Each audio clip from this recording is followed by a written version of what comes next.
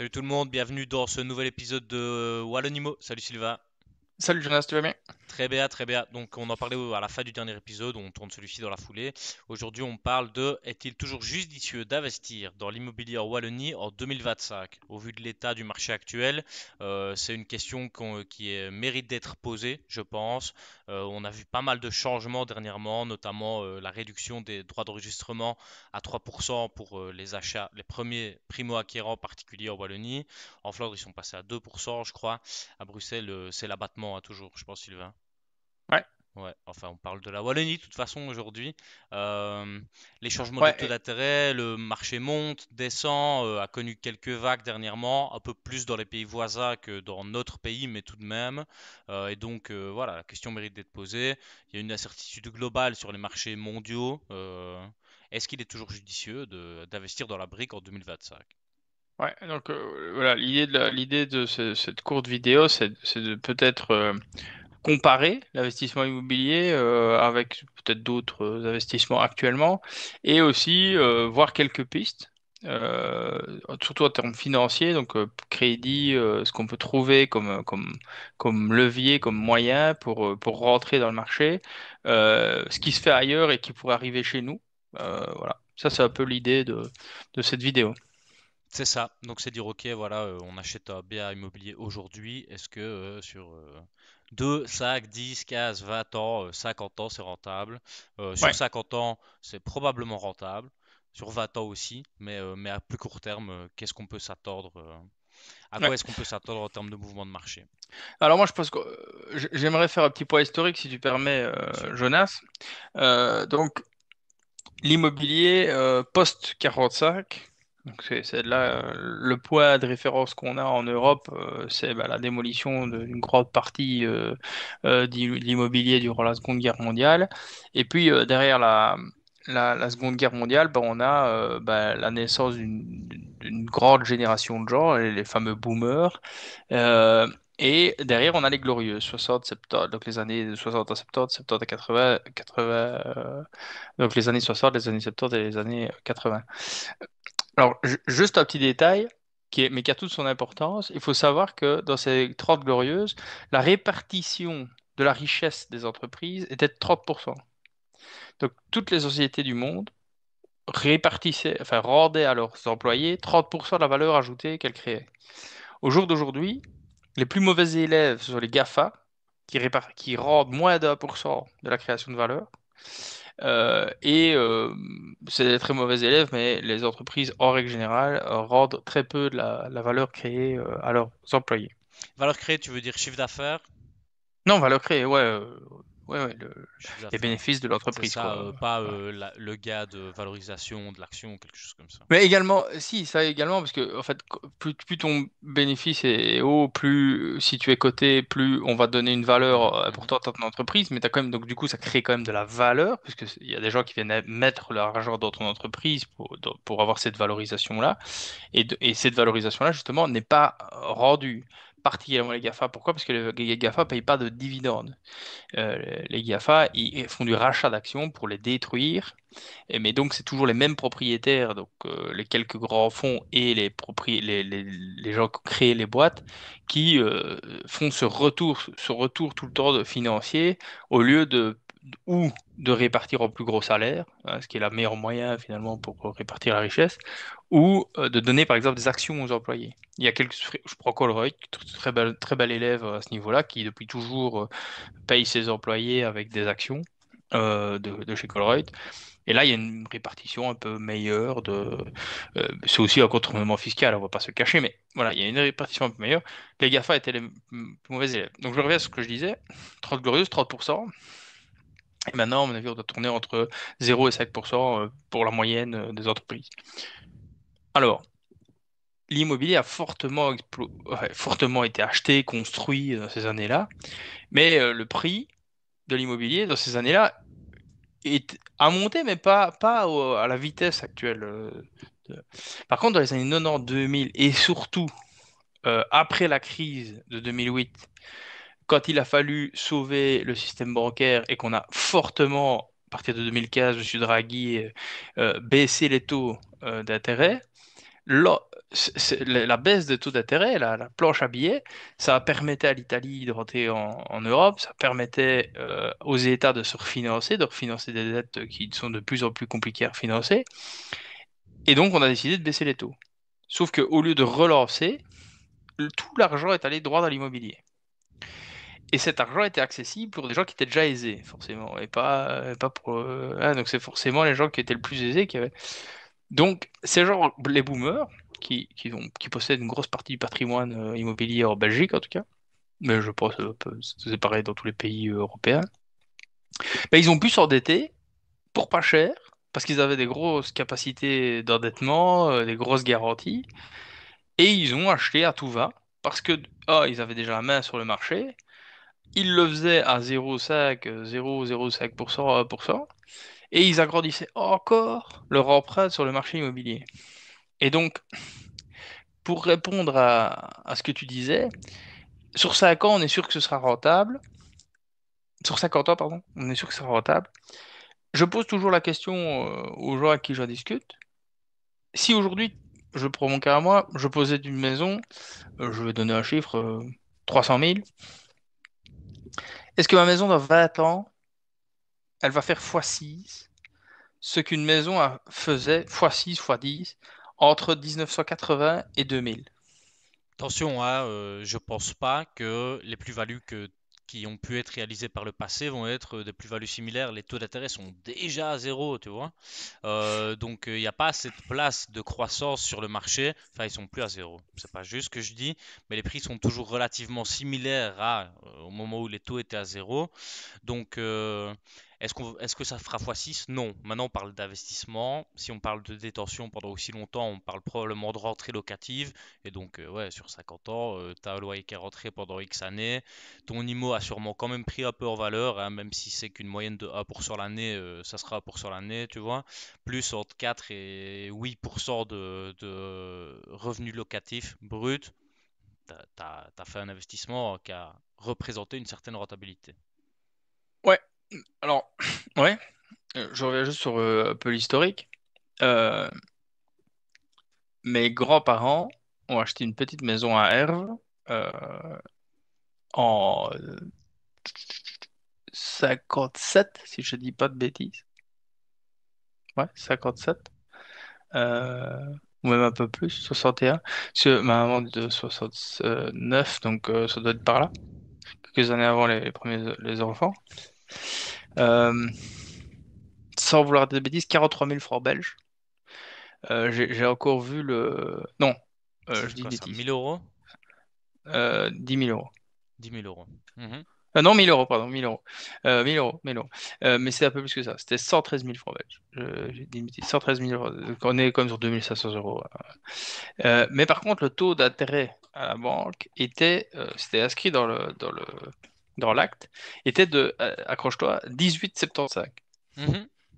Dans les années 70, ça, Sylvain. Ouais, c'est Ouais, ça. ouais, ouais, ouais. Plutôt années 60. Ok. Début des années 60. Et en fait, qu'est-ce qui s'est passé? Ben, en fait, le franc belge avait une valeur. À ce moment-là, Congo belge, un franc belge, ça va être de l'argent internationalement. Euh, et donc, l'argent était bien rémunéré. Parce que quand tu avais aussi 10 000 francs de côté, tu les mettais de côté, on te payait du 15% tous les ans. Avec les intérêts composés, c'était sympa. Hein, tu capitalisais tes intérêts avec les intérêts composés, c'était sympa. C'est clair. Mais comme les taux ont baissé pour augmenter le pouvoir d'achat immobilier des gens, ben, les rendements des intérêts, des dépôts, ils sont toujours en relation avec le crédit à long terme, le crédit sur 20 ans. Tu prends les obligations à 20 ans d'État, le crédit immobilier est toujours plus ou moins juste en dessous, puisqu'il faut quand même qu'il y ait une différence de Bien sûr. rémunération. Et sur les dépôts, on va retrouver les mêmes rendements. Au jour d'aujourd'hui, on a eu la chance, et pour moi c'était une chance, de faire remonter les taux à 4%, qui est dans les trucs un peu plus ça. Tu te faisais mal, tu mettais 10 000 euros de côté, tu recevais du 4% d'intérêt sans devoir prendre de grands risques. Tu rémunérais l'épargne, ce qui est une bonne chose, de rémunérer l'épargne. Euh, et non, on est reparti à la baisse. Et comme on le disait dans la dernière vidéo, automatiquement le marché, boum, ils se réadaptent, ils montent. Facilite. Alors, je vais prendre une ou deux décisions qui étaient prises. On baisse les taux à 3%. Automatiquement, Droit bing, d'enregistrement. ouais, le droit Ouais. d'enregistrement, bim, l'immobilier, la différence, elle part dans le prix de l'immobilier. Automatique. Ici, on parle d'une baisse des taux à 6%, démolition, reconstruction, mais aussi clé sur porte. Alors, c'est cadré, hein. Je crois que c'est pas plus de 300 000. Il faut pas que, non, il faut pas que ce soit plus de 175 mètres carrés. Ok. Voilà. Et donc, les promoteurs pourront faire du 6%. Mais les promoteurs, là, les 15% de différence avec la TVA, ils vont les mettre dans le prix, hein. Ils vont pas les offrir. Il faut arrêter de penser ça, quoi. Sur le coup ici, sur le marché actuel, je pense pas qu'ils pourront, mais dès que ce sera possible, c'est clair qu'ils vont se les mettre dans la poche. Mais qui perd cet argent-là? C'est l'État, parce que c'est 4% de TVA en moins. Donc finalement, c'est un cadeau de l'État une nouvelle fois qui va aller intrinsèquement dans le prix de l'immobilier. Ça va toujours dans le prix de l'immobilier.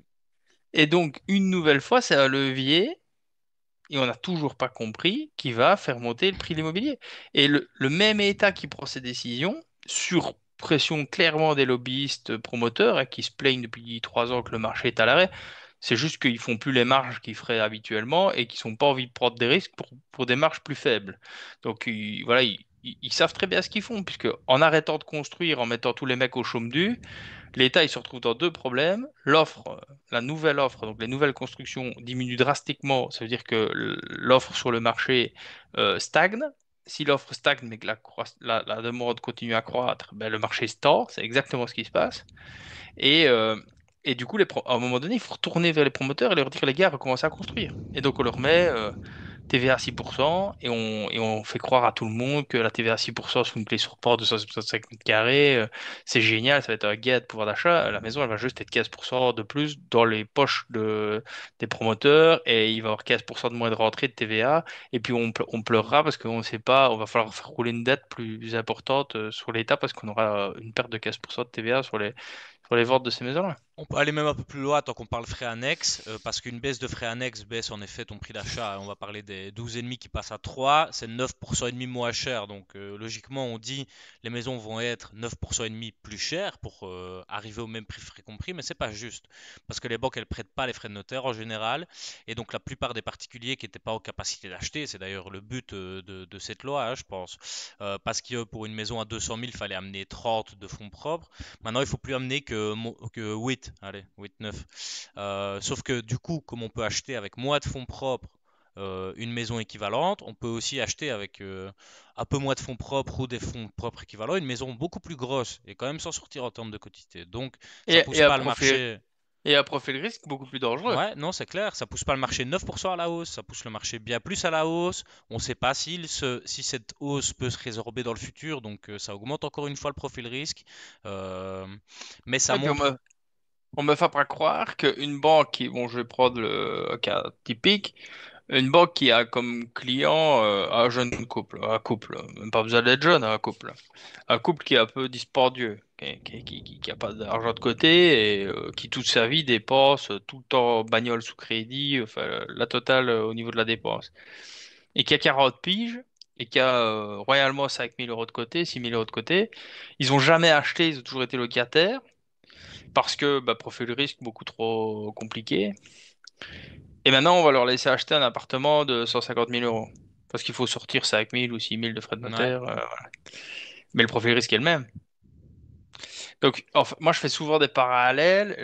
Voilà, j'aime bien un petit peu quand même relever ce truc-là. C'est que tous ces petits montages politico machin, calcul d'apothicaire dans les gouvernements, ça nous rapproche quand même fortement de ce qu'on a vu dans les subprimes, quoi. C'est-à-dire qu'on a basé des produits financiers sur des profils de plus en plus risqués. Et donc, je ne dis pas qu'il ne faut pas prêter, je ne dis pas qu'il ne faut pas que les gens aient une chance de rentrer dans l'immobilier, j'ai absolument aucun problème avec ça. Mais si on n'est pas capable de prouver qu'on sait mettre un peu d'argent de côté à hauteur de ses revenus, et là aussi, pour moi, il y a toute une analyse qui doit se faire, c'est que un couple qui gagne 3 000 € avec le coût de la vie actuellement, s'il arrive déjà à mettre 200 ou 250 € de côté, c'est-à-dire un petit 10% de ce qu'il gagne tous les mois, chapeau. Enfin, ces gens méritent d'avoir accès à l'immobilier. Et ces gens devraient avoir accès à des crédits sociaux, à des crédits aidés par l'État. Ce serait vertueux comme cercle. Parce que mais quelqu'un qui gagne 5 000 € à deux, un couple qui gagne 5 000 € à deux, et qui pendant 20 ans arrive juste réussi à mettre 5 000 € de côté parce que ça a été vacances à tout bout de champ et je claque, je claque, je claque, pourquoi est-ce que ce profil de personne devrait avoir accès actuellement un peu plus à l'immobilier qu'auparavant? Moi, je ne suis pas tout à fait pour ce genre de truc parce que ça déstabilise tout le système. Ça fait rentrer des profils risqués, c'est déstabiliser le système des autres. Alors, il faut se rendre compte que quand on dit déstabiliser le système des autres, c'est que le jour où ça craque, c'est tout le monde qui est dans le bateau. Alors moi, je préfère avoir 90% qui sont dans le bateau et qui vivent bien, et 10% qui, bah, parce qu'ils le veulent aussi, sont plutôt dans la difficulté, ou en tout cas n'ont pas les mêmes accès au bateau, que de mettre tout le bateau en péril, le 90% pour 10% qu'on essaye de faire finalement, qu'on jette par les fenêtres et par les portes pour essayer de les faire rentrer dans le bateau, quoi. Ouais, c'est vraiment une situation, mais bon, c'est par là qu'on va, je pense tout de même, tu vois. Malheureusement, je pense pas que le politique ait l'envie d'être tenu pour responsable, d'avoir sur le court terme rendu plus difficile l'accès au logement euh, et d'avoir, à cause de lui, vu les prix baisser, tu vois. Et donc c'est un peu toujours la balance entre le politique qui veut paraître bien avec ses sparadraps et puis la nécessité qu'a l'économie réelle, tu vois. Et le truc, Ouais. c'est qu'en sparadrap, il y a encore de la place, beaucoup de place sur le marché. Ouais. On voulait en parler parce que ça a été, en tout cas, quand au pire de la crise, donc fin de l'année dernière, début de cette année, on a beaucoup parlé du crédit bullet. Si je ne dis pas de bêtises, je pense que c'est un des ministres MR qui en a parlé, qui serait intéressant de commencer à penser au fait de pouvoir. Non, c'était d'abord le sujet, c'était d'abord de pouvoir emprunter sur 2 générations, de faire de Mhm. l'intergénérationnel. Et puis également bah, l'idée du crédit Lombard, crédit En Bullet. fait, l'un ne va pas Donc, sans l'autre, hein. Tu peux pas faire du crédit sur 50 ans en crédit à amortissement. Au final, tu fais du lombard. ouais, c'est ça. Ouais, c'était ça. Donc c'est pour ça que ça venu Mhm. à la discussion. Et, et finalement, comme tu le dis, ça se parlera de plus, quoi. Ouais, bah c'est clair. Parce que si on compare, et là je parle voilà, de marchés que je connais un peu, ou en tout cas qu'on m'a bien expliqué, le marché anglais et le marché suisse, ben finalement, il n'y a plus de marché d'immobilier. Il y a un marché de la location.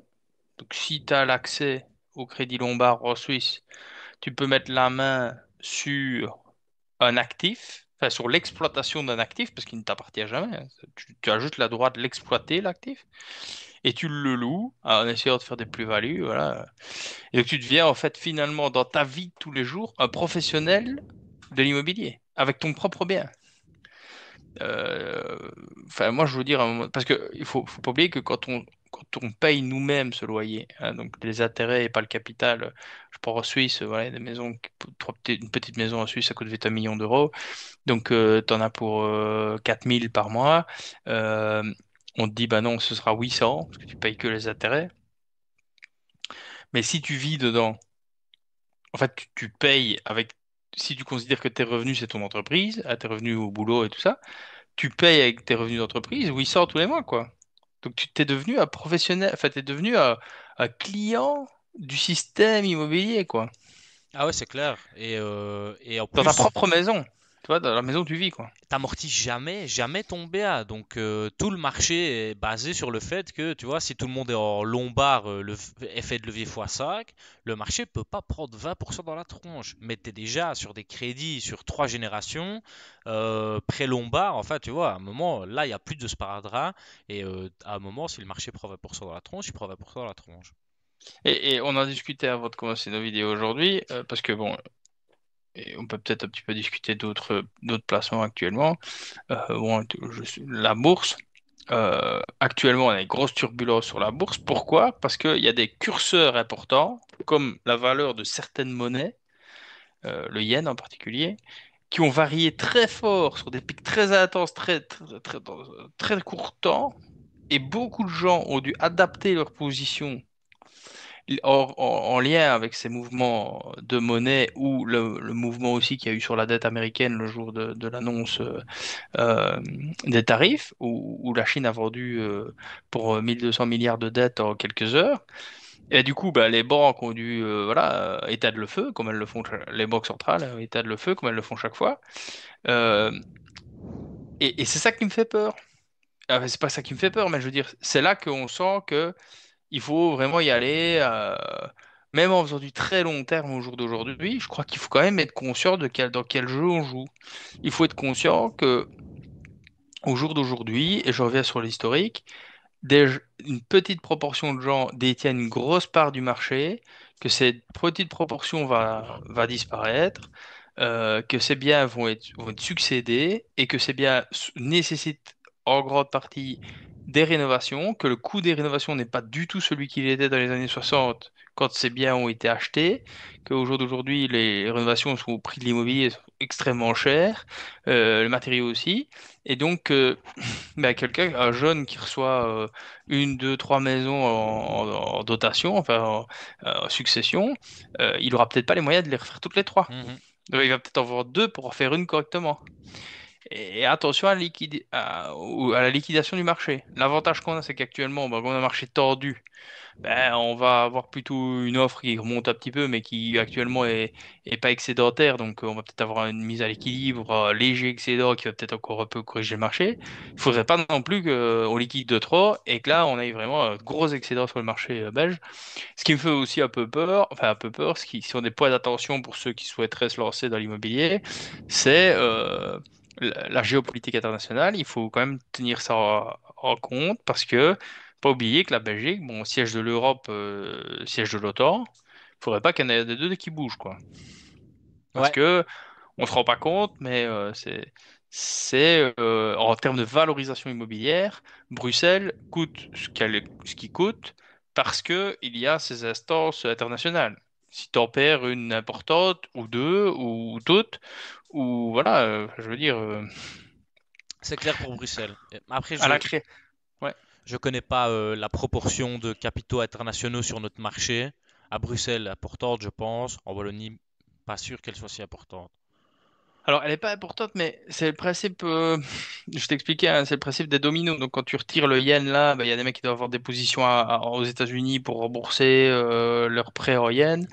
Le truc, c'est que si les délégations quittaient la Belgique pour X raisons, faut pas oublier que la Belgique a eu, il y a des raisons, je pense, de sécurité qui font que, comme le Bruxelles est très loin dans les terres par rapport à l'Est, qui n'est pas, voilà, qui n'est pas forcément notre ami par rapport à l'Ouest. Donc Bruxelles était en termes de sécurité très loin dans les terres, donc on n'allait pas mettre la capitale polonaise, par exemple, comme capitale de l'Europe, hein. Donc ça jouait en sa faveur. Mais il faut aussi savoir, c'est que la Belgique, c'est un pays très très riche et très puissant diplomatiquement au moment de la création de l'Europe. Au jour d'aujourd'hui, Bruxelles va mal, pas de gouvernement régional. On parle de mise sous tutelle façon FMI de la part de Bart de Wever pour la région bruxelloise. C'est quand même pas des signaux qui sont folichons pour les instances internationales. Et croire qu'elles ne regardent pas à tout ça, je suis presque persuadé que c'est pas vrai. Et il faut pas oublier les cycles d'investissement immobilier. Le siège de l'OTAN, il va avoir 20 ans, je crois, quelque chose comme ça. Le Berlaymont et tout ça, c'est des bâtiments qui doivent avoir 30, 40, peut-être 50 ans. Ils sont un peu rénovés. Enfin, ils sont rénovés. Forcément, pour le standing, ils sont toujours tenus à un truc. Mais pour l'Europe, avec les budgets de l'Europe, de la Commission et tout ça, construire demain un nouveau siège à Berlin, c'est pas impossible. Sachant que Berlin a levé le levier de l'endettement sur sa dette fédérale, ce serait un geste de l'Europe vers l'Allemagne pour que l'Allemagne dirige ses nouveaux emprunts massifs pour une relance européenne dictée par l'Europe. Mais va peut-être falloir faire un pas vers les Allemands. Et un pas vers les Allemands, ce serait peut-être de dire certaines instances européennes vont quitter Bruxelles pour aller à Berlin. Donc ça, il faut faire très attention parce qu'alors tu as l'effet domino. Parce qu'actuellement, bah, tu as des gens qui sont plus à Bruxelles parce que Bruxelles est occupée et chèrement occupée par les Européens. Mais si ça quitte, ce site immobilier risque de C'est chuter, encore de ramener, l'inventaire qui revient sur le ramener des marché, gens ouais. qui vont revenir au milieu, hein, qui sont plus sur les extérieurs, qui vont pouvoir revenir au milieu parce que le prix va baisser. Puis tu vas avoir une espèce d'effet domino comme ça, qui pourrait en fait ne pas, pour Bruxelles, pas vraiment faire varier très fort le bien, parce qu'il y aura de nouveaux acheteurs qui vont retordre le marché, donc voilà, les biens vont pas forcément descendre. Mais je Ça pense détendra le peut-être marché à ailleurs. je pense peut-être au carrefour Léonard, ou au carrefour de Namur, là, toute l'autoroute qui monte de Namur à Bruxelles, là, où les prix de l'immobilier ont complètement fou le long de l'autoroute. Ben là, tu vas peut-être avoir des biens qui vont d'un coup perdre énormément de valeur. Parce que les gens qui ont dû habiter là vont pouvoir aller revivre sur Bruxelles. Ouais, ouais, ouais, ouais, ouais, tout à fait. C'est, j'ai perdu mon train de pensée. Euh, Non, mais voilà, c'est des points qu'il faut, avant de se lancer en immobilier, il faut tenir ça en compte. Alors, les incitants fiscaux, je pense que c'est des points que tu as cités dans l'introduction. L'abattement, on en parlait de la baisse de TVA, la baisse des taux d'intérêt. La Banque centrale va certainement encore baisser au moins 2 fois, voire 3 fois ces taux d'ici la fin de l'année. Et donc, bien sûr que tout ça, ce sont des incitants. Mais il faut toujours se poser la question, je pense, de pourquoi est-ce qu'on nous incite à acheter? ouais, ouais, Il y a ouais. toujours un intérêt dans ce genre de décision. Donc, et croire que c'est par bienveillance pour les gens et tout ça, je pense qu'il faut quand même arrêter un petit peu avec tout ça. Je pense pour les jeunes, en tout cas, il faut être un peu plus critique, faire preuve d'esprit critique sur tout ça, essayer d'un petit peu peser le pour et le contre. Tiens, pourquoi est-ce que les dirigeants en Belgique donneraient des incitants à acheter et tout ça? Bon, bah, peut-être parce qu'on a envie que vous achetiez une maison et que vous continuiez à aller bosser tous les jours, quoi. Parce que ça intéresse peut-être pas trop les dirigeants en Belgique. Les jeunes actuellement, ils ont plutôt tendance à travailler 6 mois, partir 6 mois, profiter de ce qu'ils ont gagné, et puis revenir travailler 6 mois, repartir 6 mois et profiter, quoi. Et ça les intéresse pas. Ils préféraient que vous preniez une maison et que tous les jours vous vouliez pour aller bosser et payer votre crédit fin du mois. L'achat Voilà. d'une maison, c'est la plus belle prison dans laquelle on puisse se mettre, hein. Ça, c'est, Et, on le et fait ouais. volontairement en plus, mais l'achat d'une maison comme résidence principale, c'est vraiment une prison. T'en sors plus, hein. Quelle belle éducation qu'on a eue en Belgique, hein. Et si on peut maintenant tenir sur 30, 40 ou 50 ans, Ah bah là, c'est génial, et hein. On ouais, nous en met plus, une laisse de plus en plus long, tu sais, les enrouleurs, là, avec rappel, tu vois. allez, C'est-à-dire que, carrément, carrément, on bah tient ouais, tes parce que gosses avec, tu vois, y a pas de les crédits, problème. les crédits lombards, tu vois, c'est comme des crédits qui sont plutôt d'ordre commerciaux que clairement hypothécaires, tu vois, et ça commence quand même tout doucement à être limite. On est plutôt sur la fin de l'hypothécaire, début du contrat commercial. Mais donc ces contrats-là, ils ont tendance à être beaucoup plus flexibles aussi. C'est-à-dire que déjà, il y a des taux qui vont être moins fixes, qui vont être plutôt de l'ordre du variable. Alors c'est facile en Suisse. Parce que l'obligation à 20 ans en Suisse, je crois qu'elle est à 2% depuis 1000 ans et elle sera toujours à 2%. Ils ont une monnaie qui bouge pas du tout. Donc voilà. Mais si tu vas faire du lombard au Brexit, pendant la période du Brexit en Grande-Bretagne, enfin en Angleterre, ça devait être moins sympa, quoi. Les mecs qui avaient des taux variables et qui disent OK, le Brexit, ça passe, on sort, et puis du jour au lendemain, l'obligation à 20 ans anglaise, elle pète les plafonds en termes de rendement. Automatiquement, tu as les taux d'intérêt qui montent parce qu'il faut bien payer tout ça. Donc, ouais, ouais, c'est chaud, hein. Naturellement, on est sur un marché qui, pour moi, bat de l'aile. Ça fait 5 ans qu'on stagne, hein. Ça a peut-être un peu baissé par région, repris un peu, mais je pense pas que les prix aient fort augmenté, sauf peut-être cette année. T'as beaucoup de gens qui ont acheté maintenant il y a 5 ans qui arrivent à la fin de leur cycle, tu vois, hein. On vend, on rachète tous les sacs, 7 ans maintenant. Bah, ils vendent pas parce qu'ils n'ont pas d'équité dans leur maison, tu vois. Il n'y a pas la place Mm. pour vendre et récupérer sa mise, si ce n'est que récupérer sa mise.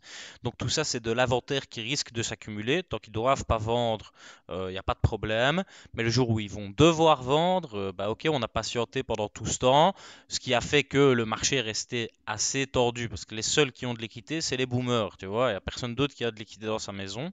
Mais le jour où les boomers décident, les successions commencent à arriver sur le marché et tous les gens qui peuvent plus tenir doivent réaliser, simplement vendre et réaliser le crédit, enfin rembourser le crédit, Réaliser l'actif, hein. là on commence à avoir un problème. Ah Parce bah qu'on ouais, commence à avoir de l'inventaire sur le marché et que on ne peut pas se permettre de payer des sommes pareilles aussi longtemps. Remarque, jusqu'ici, Les gens ne sont jamais autant endettés pour des maisons, n'ont jamais eu des mensualités si importantes par rapport à leur salaire pour de l'immobilier et ils payent. Les banques, elles font des profits plus importants que d'habitude et c'est le seul résultat. Donc, il y a plus de dépenses liées à l'IMO, de moins en moins de place pour payer le reste. Ça, c'est que le début de la trend, je dirais, tu vois. Euh, mais euh, mais Mais tu te rapp- est-ce que c'est un système qui peut tenir? Ça, c'est une autre Eh question. ben, tu sais ce que je dis souvent, et je vais le dire une fois sur cette chaîne. Tu veux savoir comment est l'immobilier en Belgique dans 10 ans? Regarde la France. Tu veux savoir comment il est dans 20 ans? Regarde les États-Unis. Tu m'as déjà entendu dire ça des dizaines de fois, je crois. En fait, ce que tu viens d'expliquer là, si tu regardes un peu dans les faits, ben, les gens, ils s'endettent plus cher. Ils, ils rabotent sur le reste pour pouvoir acheter des maisons juste plus chères, hein. Et donc, ils mangent plus mal. Donc, typiquement, début de cycle d'obésité, Mhm. de santé de plus en plus mauvaise dans la société. Et ça, c'est quelque chose qui arrive vraiment, et on commence à vraiment clairement le voir, des tensions au sein de la société, une mise à l'écart des gens qui sortent de la société, donc les gens qui sont sans domicile fixe, sans travail, sans truc. Et alors, bah forcément, à ce moment-là, qu'est-ce qui arrive au même moment? Les gouvernements qui accentuent ça avec des limitations dans la durée sur le chômage. Je vais pas m'étendre là-dessus. Je vais même pas dire que j'ai pas d'avis là-dessus. C'est pas moi d'avoir des critiques là-dessus. Mais ça coïncide. Et donc tout ça se met bout à bout. Et on se retrouve avec des McDo partout, des Burger King partout, des maisons extrêmement chères qui coûtent une quotité de 50 à 60% maintenant des revenus, parce que quand tu mets toutes les taxes et tout le coût que ça coûte finalement C'est une maison clair. quand tu es propriétaire, tu laisses 50% de tes revenus dans ta baraque. Et puis tu manges de plus en plus mal à côté, tu éduques de moins en moins tes enfants, tu fais un deuxième, un troisième, un quatrième taf pour payer des briques. Euh, donc, euh, donc voilà. Et les incitants et les pansements, comme tu les appelles, qui vont implémenter sur le marché, comme le crédit Lombard, on n'a pas, ouais, très générationnel, ça, ce sont jamais que des choses pour que la... En fait, on a une laisse actuellement en cuir qui fait 1,20 m et ils se rendent compte qu'en fait, elle devient un peu courte, donc on va passer à l'enrouleur. Avec le bouton qui va bien, là. Comme ça, on aura 5 mètres de mou et ils peuvent démarrer à 1 mètre et puis ils vont pouvoir laisser glisser jusqu'au moment où ils appuient sur le bouton. Ça s'arrête, tu reviens, C'est quoi. ça. Voilà. Après, 5 mètres, ça finira par pas être assez, mais ça, c'est un problème pour les générations Ah, si futures, tu vois. voilà, C'est c'est peut-être ça. leurs gamins qui auront à gérer ça, c'est pas leur problème aux politiques, hein. Ils doivent faire plaisir aux gens pendant 4 ans, 5 ans, 6 ans, et puis on est bon. Ouais. Ouais, je pense qu'on a un peu fait le tour des assistants fiscaux, hein. T'as vu, on a entendu quelque chose d'autre là. Enfin, je suis pas mal l'actualité, mais pour le moment, non. Bon, on a eu la truc, on en a parlé hein, sur les loyers à Bruxelles. Bah, la TVA, hein, 6% démolition de construction et sur les maisons clés sur porte de moins de 175 mètres carrés. Ouais, non, on Non, n'a je pas pense qu'on a eu. fait un peu le tour de tous les facteurs, tu vois, qui peuvent influencer.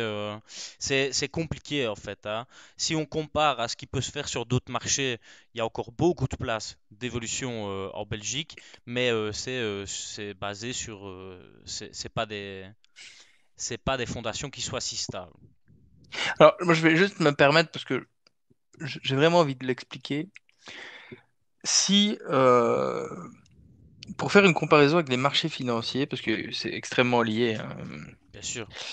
Et d'ailleurs, je fais deux parenthèses. La première parenthèse, c'est des messages que je t'ai envoyés régulièrement ces derniers temps. C'est les sociétés cotées belges immobilières qui annoncent toutes, les unes après les autres, des pertes monumentales. Aujourd'hui, c'était Cofinimo qui a, qui a reçu une offre d'IPO de Aedifica pour un rachat, donc créer un énorme groupe immobilier belge. Ok. Euh, Toutes ces sociétés, Aedifica, qui est la plus grosse des deux, forcément parce qu'elle rachetait l'autre, dévissait complètement aujourd'hui parce que très mauvais résultat et annonce une revalorisation à la baisse du portefeuille. Et donc tout ça euh, pour dire que si toutes les sociétés cotées actuellement, qu'elles soient françaises ou belges, annoncent de grosses pertes et des perspectives négatives, il faut quand même bien se rendre compte que si eux, ça va pas bien, pourquoi est-ce que le petit individuel, ça irait super, quoi. Donc, faut comme ça peut se rendre compte. Et puis alors, j'incite, si vous voulez avoir une base de comparaison avec les marchés financiers qui sont assez fort liés, tout à fait fort liés, je vous invite à prendre n'importe quel site financier de bourse et de prendre par exemple l'action Lotus Bakri. La firme Lotus, hein, qui cote aujourd'hui 8 900 € l'action à peu près. Très peu d'actifs en circulation, très belle entreprise, familiale, internationale, magnifique. Tout le monde connaît Lotus, les biscuits. Et je vous invite à regarder, donc vous mettez un schéma le plus long possible, hein, donc peut-être la cotation elle se fait depuis à mon avis 40 ou 50 ans sur Lotus. Et je vous invite à regarder la taille des bâtonnets, donc les petits bâtonnets qui représentent les, euh, les variations entre l'ouverture et la fermeture, les chandeliers, comme on appelle ça. Et vous allez voir que au fur et à mesure du temps, ces chandeliers sont tout le temps plus grands et que la volatilité est tout le temps plus. Donc ça veut dire que entre le poids d'ouverture et le poids de fermeture et inversement, la distance est tout le temps plus longue. Et donc c'est-à-dire que la différence de prix entre l'ouverture et la fermeture est tout le temps plus importante par rapport aux années 60, 70, Mhm, 80, mhm. depuis la cotation. Et je vous invite à faire ça avec tous les actifs en bourse connus. À partir du moment où on parle au minimum small cap, mid cap, large cap, qu'elles soient américaines, françaises, n'importe lesquelles. Vous pouvez aller voir, Air Liquide, vous pouvez aller voir Schneider Electric, vous pouvez aller voir BASF, vous pouvez aller voir Bayer, vous pouvez aller voir Airbus, Boeing. Allez voir ça et regardez la taille de ces chandeliers. La taille de ce chandelier, ça explique la volatilité. La volatilité, c'est vraiment la différence, l'extrême différence entre le prix de départ et de fin pour une période donnée de cette valeur. Et c'est là que je trouve que on sent que tout est quand même sous stress actuellement parce que depuis 2008, le sauvetage des banques par les États, euh, on a fait que faire tourner la banque, la- la- la planche à billets, la planche à créer de la monnaie. Et au même moment, je vous invite à regarder le cours de l'euro-dollar, donc la valorisation entre l'euro et le dollar, qui en 2008 était au plus haut, 2007, 1,65 €, 1,65 $ pour 1 euro, et qui, fin de l'année dernière, est tombé à 0,93. Donc on n'avait même plus un dollar avec 1 euro. Ça, plus la volatilité, ça veut dire que dans les faits, si on traduit tout ça en français, l'euro a perdu énormément de valeur sur sa cotation internationale, mais les monnaies, en règle générale, ont perdu de plus en plus de valeur parce qu'on n'arrête pas d'en imprimer sur base C'est ça, de donc réel. déjà le dollar a pas mal dévalué, mais en plus de ça, l'euro face au dollar a encore dévalué. Et on continue à en imprimer, parce que quand on continue à baisser les taux, ça veut dire qu'on va recommencer à imprimer de la monnaie pour pas cher. Donc c'est le même principe, on va liquéfier le marché de la monnaie de l'euro, et donc on dévalorise intrinsèquement sa valeur. Et donc finalement, je me pose souvent la question, est-ce que l'immobilier est plus cher ou est-ce que l'euro est moins fort? Hmm, les deux. Bah oui, parce que si l'euro... Bah oui, forcément ça a poussé les... C'est ce qu'on appelle la hausse du pauvre. Donc en bourse, quand vous achetez un actif qui n'est pas dans votre monnaie, mais que vous l'achetez dans votre monnaie, ce qui est tout à fait faisable via des ETF, des choses comme ça, si vous pouvez avoir un cours qui baisse, mais parce que la valorisation de la monnaie monte, l'inverse, pardon, vous pouvez avoir un cours qui monte, mais une valorisation de la monnaie qui baisse, ben, vous allez avoir un cours qui va monter, mais on appelle ça la hausse du pauvre. C'est-à-dire que c'est juste parce que votre monnaie est moins forte que le nombre d'euros nécessaires pour acheter la même part du fonds ou la même action va être plus cher parce qu'il faut plus d'euros pour en acheter. Mais intrinsèquement, votre monnaie vaut moins parce qu'il en faut juste plus pour acheter le même actif. Et donc, quand on prend une maison qui n'a jamais que des briques, des tuiles et du bois dedans, et que vous prenez des quatre façades qui étaient exactement les mêmes dans les années 90, au jour d'aujourd'hui, on peut pas me dire qu'il y a eu une innovation, comme on peut voir une innovation dans le monde de l'automobile, où on voit une automobile des années 90, une automobile de 2025, on n'est plus du tout sur le même produit, ou un ordinateur des années 90, un ordinateur, on n'est plus du tout sur le même produit. Donc là, on peut dire qu'on paye une valorisation de l'innovation, mais une maison des années 90, une maison des années 2025, à part une couche de polyuréthane, je veux dire, on n'a pas réinventé l'eau chaude, et pourtant on la paye trois fois plus cher. Donc voilà. Maintenant, Je me suis... est-ce qu'on n'a pas fait x3 sur les prix en général depuis les années 90, tu vois? Euh, sur le ticket de bus, sur le ton Ah bah pass, oui, sur... mais, mais est-ce que c'est l'actif ou le truc que tu achètes qui vaut plus cher ou est-ce que c'est ta monnaie qui vaut moins d'argent et que tu Ah dois ouais, donner ouais. plus pour la même chose? Tu comprends? Bien sûr, bien sûr. Je pense que l'IMO a un peu plus évalué, tu vois, un peu plus pris en valeur que le marché global, on va dire, tu vois, le marché de la consommation globale. Euh, Maintenant, par rapport à la bourse, je suis pas certain, parce qu'en bourse, tu as aussi fait, enfin, peut-être pas en Europe, mais en bourse sur les marchés américains, en tout cas, tu as aussi fait des plus-values assez indécentes les dernières années, je dirais. Ouais, mais ouais, je suis d'accord avec toi. Mais je vais prendre un exemple. Euh, je vais prendre un exemple. Crise de l'inflation 2022. Euh, Meta, Meta, donc Facebook. Mhm, mhm. Avant la crise, avant la dévalorisation de 2022 liée à l'inflation, euh, Facebook 300 $. Baisse en octobre 2022, point le plus bas, et au même moment, bah, 10% d'inflation mensuelle, donc le pic de l'inflation mensuelle. Euh, Facebook 100 $, la valeur de l'action. Ah, ils ont touché 100 carrément, ok. Ouais. Et aujourd'hui 600. Mhm. Sauf que qu'est-ce qu'on a fait? Ben, euh, si je prends avant crise de l'inflation et aujourd'hui, euh, on a 400, 600. Mais est-ce que c'est le dollar qui vaut moins entre avant l'inflation et après l'inflation? Ou est-ce que c'est Facebook qui vaut plus? Les Donc, deux. en gros, ce que je veux dire, ben, c'est ça. C'est là que je veux arriver. C'est que c'est pas forcément l'actif qui a pris vraiment de la valeur intrinsèque. Ça peut être aussi l'operating system, la monnaie avec laquelle tu l'achètes, qui vaut moins. Et tu peux avoir cet effet, ces deux effets-là qui rentrent dans la transaction.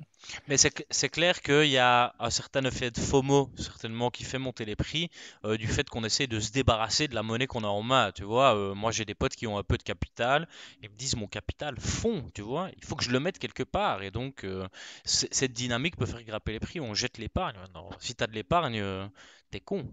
Ou alors t'attends un gros projet, mais si t'as de l'épargne, t'es con, tu vois. Ouais. Et ouais, et je reviens sur ce que je disais tout à l'heure. On rémunère pas l'épargne Ouais, et on en arrive là. ouais. Tu donnerais au jour d'aujourd'hui, tu mettrais les taux à 7. Ouais, on va mettre les taux à 5. Tu mets les taux à 5 et tu rémunères l'épargne à 4,5 et tu donnes 0,5 aux banques. Ou tu rémunères à 4 et tu donnes 1 aux banques. Les gens, ils vont pas jeter leur argent par les fenêtres pour le plaisir de le jeter par les fenêtres. Quelqu'un qui a 100 000 de côté va faire 4 000 et puis voilà, il va vivre quoi. Ah, mais je connais des Hein. profils qui sont poussés à faire de l'investissement, tu vois, alors que c'est des profils risques, pas du tout. Tu leur mets un taux en banque à 3-4, ils bougent pas, les gars, tu vois. Ben non, bien Et sûr. c'est très bien comme ça, c'est pas des profils de risque, Et, tu vois. et ça stabilise les banques. Ça permet aux banques de prêter, puisque les banques, c'est sur base de nos dépôts qui prêtent. Hein. Il n'y a pas il y a pas de magie. Ils créent un peu de Ouais, monnaie, mais à un ouais. moment donné, ils doivent avoir un stock pour pouvoir faire de la monnaie, quoi. Donc, euh, donc voilà. Mais je Sauf pense que qu'on a bien fait le tour. Hein. ouais, si tu fais ça, toute la dette disparaît, tu vois. Enfin, il faut faire disparaître toute la dette et donc tous les prix baissent, partout. Ou Impossible détruire, autrement. ou détruire la monnaie. Et ça c'est clairement ce que je pense quand même qui est dans le pipeline, puisque ce fameux euro numérique là qui serait d'abord interbancaire et puis qui deviendrait, voilà. Bah, si tu as de l'euro numérique et que tu le cotes comme tu le souhaites au départ, ça te permet de faire disparaître l'autre et de revivre avec un autre qui est coté différemment à la base en Ok. termes de valeur. Donc, je pense que l'euro numérique, on va de plus en plus en parler, comme la mutualisation des dettes en Europe.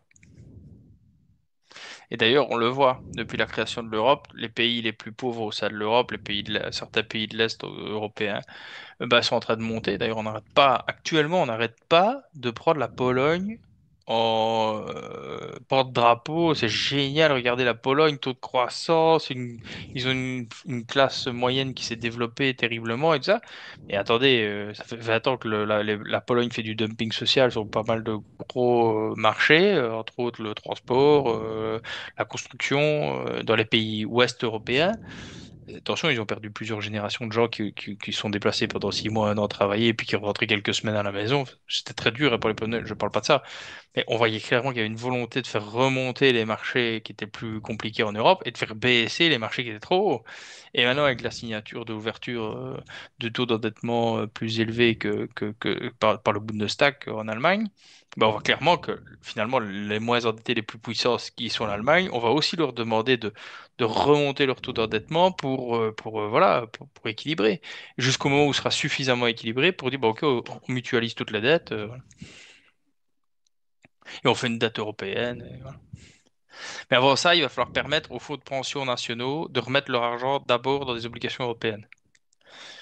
Donc c'est un peu technique, mais actuellement, les fonds de pension allemands, par exemple, ils ont de l'obligation allemande, ils ont de l'obligation américaine. Enfin, voilà. Si on mutualise trop vite les dettes, et comme elles sont fort différentes, par exemple entre la France et l'Italie et l'Allemagne, bah, c'est surtout les fonds de pension allemands qui vont ramasser, puisque eux, ils ont acheté de l'obligation allemande qui est super stable, bien valorisée et tout ça.